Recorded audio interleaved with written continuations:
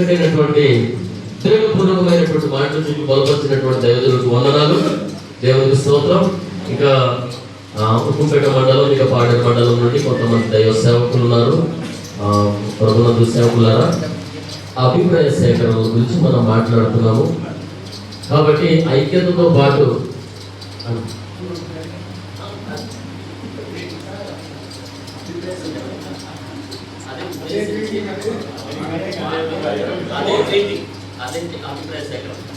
దేవుడికి స్తోత్రం కలుగును గాక. కాబట్టి దాన్ని ఉద్దేశించి మనం మాట్లాడుతున్నాం కనుక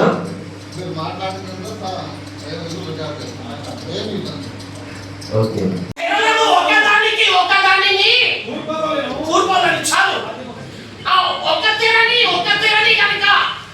మనం అది కూర్పితే అది ఒక తెరగా మార్చబడాలి. ఇది ఈ రెండు ఫెలోషిప్లు కలిపి చేసే ఉద్దేశం ఏంటంటే ఒక తెరగా ఉండాలని.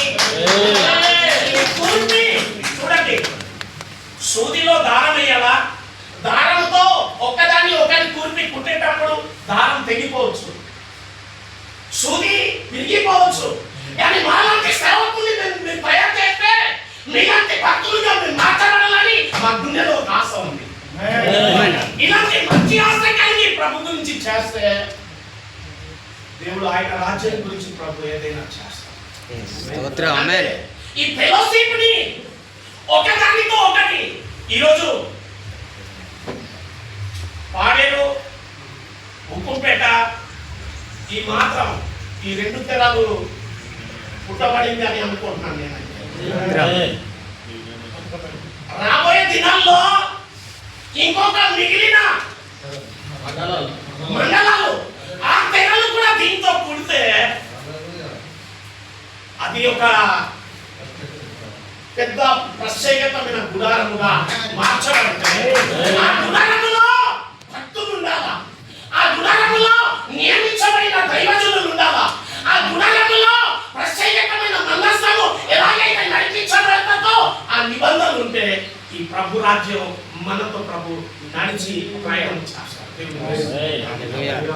కనుక ఈ దాచబడిన దేవుని యొక్క మందసం మనం బయటికి తీసుకున్నాగా. చూడండి, రేపు యుద్ధ తుఫాను వస్తుందంటే ఒక శాస్త్రవేత్త చదువుకున్న చదువును బట్టి ధ్యానాన్ని ఉపయోగించుకొని రాబోయే 7 రోజులు విస్తారమైన వర్షం వస్తుంది కనుక జాగ్రత్త అంటే జాగ్రత్త పడతాం. మనం దానికన్నా శ్రేష్ఠులు ఒక దైవజనుడు, దానికన్నా శ్రేష్ఠులు మన ప్రార్థనలో ఉంటే, ఆత్మీయతలో ఉంటే, ఫెలోషిప్ కలిగి ఉంటే, కష్ట నష్టాల్లో దైవజనులు 10 మంది మనతో నడిస్తే ఏదైనా ప్రభు గురించి సాధించగలం. అక్కడ ఒక మాట చెప్పి ముగిస్తాను. దేవుని యొక్క మందసము తీసుకెళ్ళినప్పుడు ఇశ్రాయేల్ ప్రజల్లో 12 గోత్రాలు, 12 గోత్రాల్లో 12 మంది యాజకుల్ని పిలిపించి ఆ మందసము భుజములో తీసుకెళ్తున్నప్పుడు ఎర్ర సముద్రంలో అడుగు పెట్ట క్షణం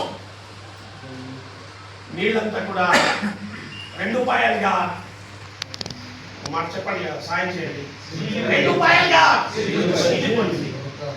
ఆ యోర్దాను 2 పాయలుగా చీలిపోయిన తర్వాత ఈ మందసము ఎవరు భుజములో అయితే ఉందో చూడండి, సంవత్సరాల కొలది, కొన్ని దినాల కొలది నేను వస్తూ పోతున్నప్పుడు ఆ రాళ్ల పైన నాసు ఉండవచ్చు, జారి ఉండవచ్చు.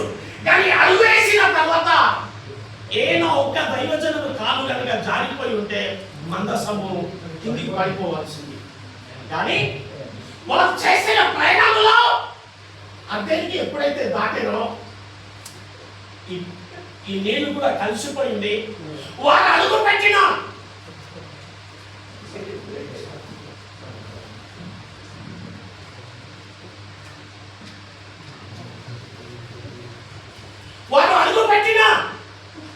రాళ్లలో 12 రాళ్లు తీసి ఒక స్తంభంగా నిలబెట్టారు. అప్పుడు ప్రజలన్నారు, ఈ స్తంభం ఎందుకండి అంటే యాజకులు ఈ మందసము మోసేరని ఎవరైనా అడిగితే ఇది జ్ఞాపకంగా ఉండుటట్టుగా ఈ స్తంభాన్ని నిలబెట్టమని వారు అంటారు. నాయకులైన మీకు నా హృదయపూర్వకమైన నమస్కారంతో జోడి ఏంటంటే మీరు ప్రారంభించబడిన ఈ పని స్తంభంగా నిలబడితే మా సెకండ్ జనరేషన్ కి ఇది ఆశీర్వాదకరంగా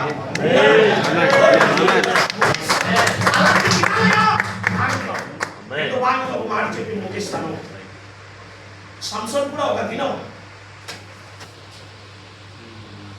300 నక్కల్ని పట్టుకొని వచ్చి ఒక తోక ముడియేసి అక్కడ మంట పెట్టి మనుషులు పంటంతా కూడా నాశనం చేశారు.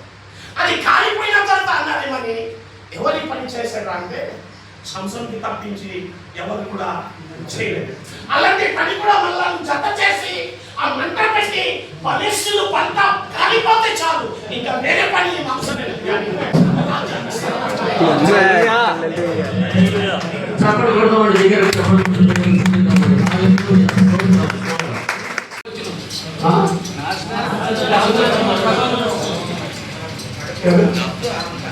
ప్రతి సేవకులట ఇలాగ ఐక్యత ఉండాలంటే మన ఏజెంట్ పదకొండు మండలంలో ఈ యొక్క అల్లూరి జిల్లా ఐక్యత ఉండాలంటే అది కోల్పోవాలి సేవకుల నుంచి.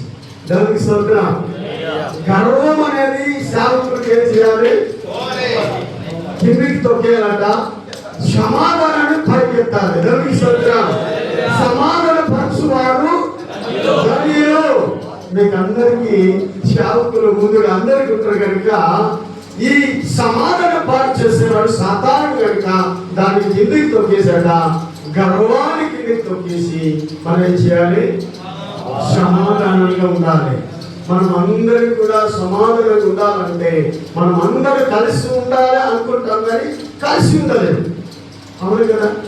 ఒకరి గర్వాన్ని అది గర్వానికి ముందు నాశనం అనేది నాశనం. ప్రతి పల్లెటూరికి వెళ్ళినా ఎక్కడికి వెళ్ళినా ఏ గ్రామానికి వెళ్ళినా మనము ఒకరు ఎర్ర చూపులు చూడకుండా ప్రేమించే మన దేవుడు. దేవుని స్తోత్రం. బీదలను ప్రేమించడానికి, లేని వారికి ప్రేమించడానికి, అదే విధంగా మనం ఈ యొక్క అల్లూరి జిల్లా ఈ యొక్క జిల్లా ఫెలోషిప్ ఈ జిల్లా ఫెలోషిప్ నిలబడాలంటే ప్రతి ఒక్క మండలానికి, ప్రతి గ్రామానికి, లేకపోతే ప్రతి మండలానికి ఇలాంటి మీటింగ్ పెడితే మనం అందరం కూడా ఐక్యత చేయగలుగుతాము. ఐక్యత చేయగలుగుతాము. లేదండి నిజంగానే చూడండి, మనకి ఎందుకంటే ఒక ఆటో డ్రైవర్ మీద ఉన్న పెద్దలందరికీ పేరు పేరున వందనాలు తెలియజేస్తా ఉన్నాను. అలాగే మా ముందున్నటువంటి దైవ సేవకులు, మిత్రులు, ఆత్మీయులు, పెద్దలు మీ అందరూ కూడా యేసుక్రీస్తు నామములో హృదయపూర్వక వందనాలు. దేవునికి స్తోత్రం. పేరు చెప్పుకోవాలంటే సమయం చాలని ఒక్కదే అంతే కదా? రైట్. ఒక మాట జ్ఞాపకం చేస్తున్నాను. ఎఫెసీయులకు రాసిన పత్రిక 4వ అధ్యాయము 1వ వచనం. కొంచెం సహాయం చేయాలి.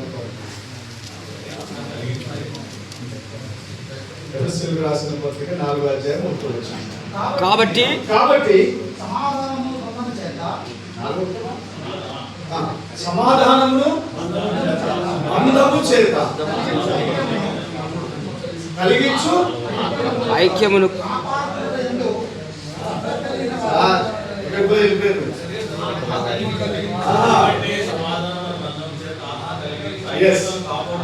ఆత్మ కలిగించేది ఐక్యత. Without spirit we cannot move oneness. Without spirit we cannot mingle each and another. అంతే కదా? సో ఇందాక మనం చదవబడినటువంటి వాక్యం, మూల వాక్యం చదివించారు. ఏమిటి అని అంటే సహోదరులు ఐక్యత కలిగి ఉండుట ఎంతో గుడ్నెస్, బ్లెస్సింగ్స్. అంతే కదా? వాటన్నిటికీ ఆన్సర్ కావాలంటే ఇదే ఆన్సర్. ఆ వ్యక్తిలో ఏముండాలని చెప్తుంది? There must be having a spirit. ఆత్మ లేకపోతే యూనిటీ రాదు. Without oneness we can't do anything. అంతే కదా? ఆత్మ కలిగించేది ఐక్యత. దాన్ని పట్టుకుంటే మనం అందరం ఐక్యతలో కొనసాగుతాం. ఇందాక మరి పెద్దలు చాలా మంది చెప్తా ఉన్నారు. నేను కూడా ఇన్ని సంవత్సరాల సేవలో వింటూనే ఉన్నాను. Unity unity unity unity unity. యూనిటీలో ఏమొచ్చింది అనేసి అంటే ఇందాక చాలా విషయాలు చెప్పారు. There is a caste, there is a area feeling, there is a black color, there is a white color, there is a money man or there is a poor man. Such kind of all the things are came to there. అంతే కదా. అందుచేత మనము ఆ ఐక్యతను పొందలేకపోతాం. కాబట్టి ఐక్యత కావాలంటే మనం ఆత్మ కలిగిన మనుషులుగా ఉండాలి. సెల్ఫ్ టీచింగ్ చేసుకోవాలి. సెల్ఫ్ టీచింగ్, తనకు తానుగా సెల్ఫ్ టీచింగ్ చేసుకోవాలి. ఆత్మ ఉందా లేదా అని ఒకరికొకరు పరిచయం చేసుకోండి. కొన్ని ఒకరికొకరు కౌగిలించుకుందామా? ఐక్యత అంటే క్రియతో కూడింది కదా. ప్లీజ్ కౌగిలించుకోండి. లేచి నిలబడి కౌగిలించుకోండి.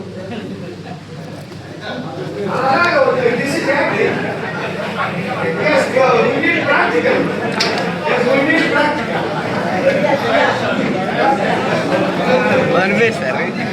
Hallelujah, స్తుతి మహిమ ఎల్లప్పుడూ దేవునికి చెందును.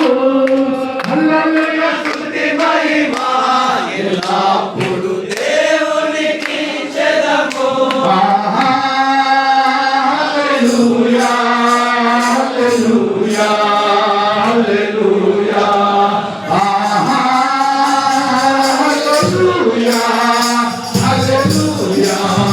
Hallelujah. అంటే కదా, అంటే ఆత్మ కలిగి ఉంటేనే ఐక్యత అనేది ఉండాలి. లేకపోతే ఉండదు. మనం చర్చికి ఇంటున్న బాణం చూసి పెట్టేసిన పీక పోసేసుకున్న జరిగింది. అంతేనా కాదు. ఒక సేవకుడుగా మనం కలిగి ఉండాల్సిన